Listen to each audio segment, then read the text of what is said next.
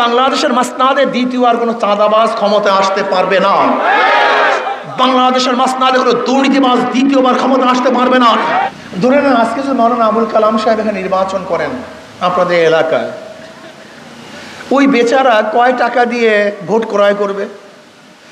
অথচ 5ই আগস্টের আন্দোলন করলাম আমরা, সংগ্রাম করলাম আমরা, যারা বিবৃতি দিয়েছে, বক্তব্য দিয়েছে, এই আন্দোলনের সাথে আমরা শরিক না, সম্পৃক্ত না, লুটপাট করে তারা, গুন্ডামি করে তারা, চাঁদাবাজি করে তারা,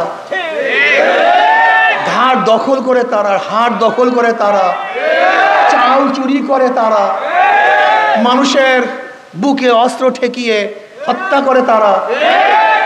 এমনকি আপনারা দেখেছেন, আমরা পত্রিকায় দেখলাম ছাত্র দল বিএনপির লোকদেরকে আঘাত করছে, নির্যাতন করছে, হাত পা ভেঙে দিয়েছে চাঁদা না দেওয়ার কারণে।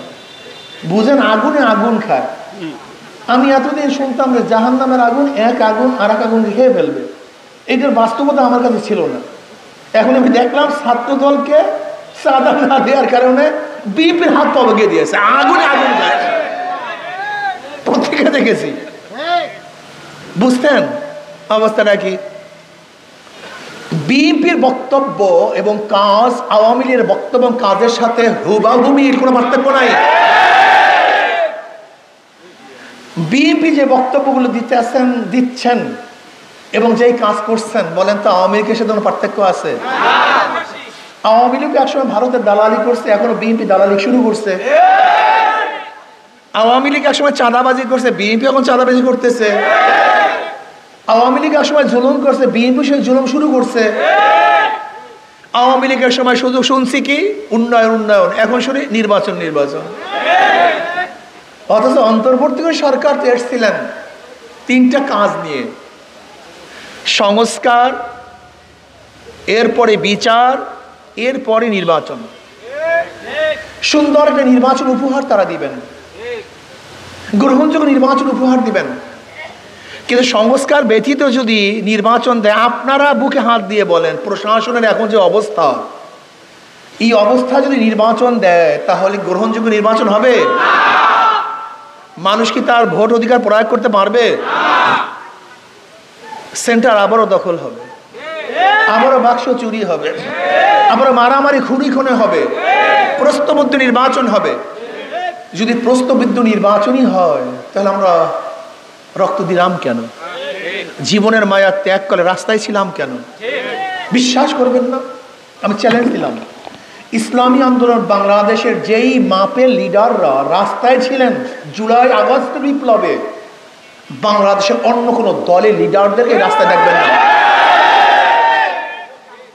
আমাকে দেখান তো বিএনপির একজন লিডারের ছবি দেখান তো, একজন, দুইজনের দরকার নেই, একজন। জামাতের একজন লিডারের ছবি দেখান তো, সামনের কাতারে জামাতের একজন লিডারের ছবি দেখাতে পারবেন না।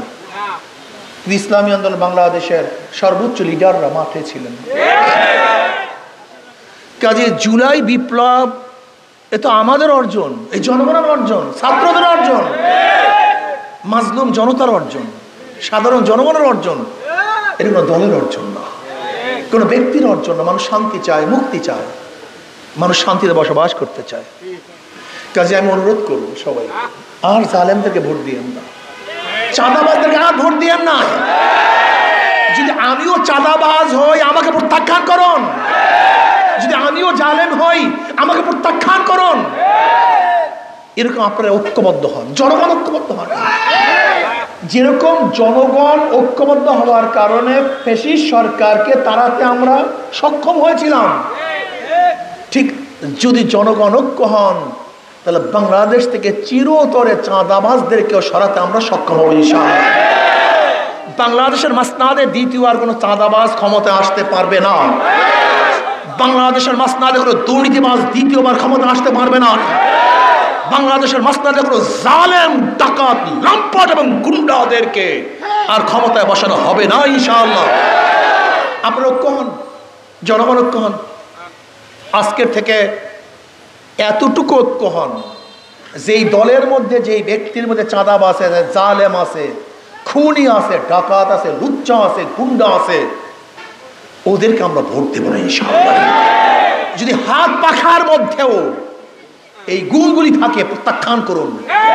আমি এই কথা বলবো না হাত পাখাওয়ালারাও চুরি করলে, ডাকাতি করলে, চাঁদাবাজি করলে ভোট দেন না, না। রাজনীতি করতে আসছে মানুষকে শান্তি দেওয়ার জন্য, চুরি করার জন্য নয়। মানুষের সম্পদকে ফিরিয়ে দেওয়ার জন্য, দখল করার জন্য নয়। গরিব মানুষের প্রাপ্তিকে তাদের দাঁড়ে পুষিয়ে দেওয়ার জন্য, গরিবের চাউল মারার জন্য রাজনীতিতে আসি নাই।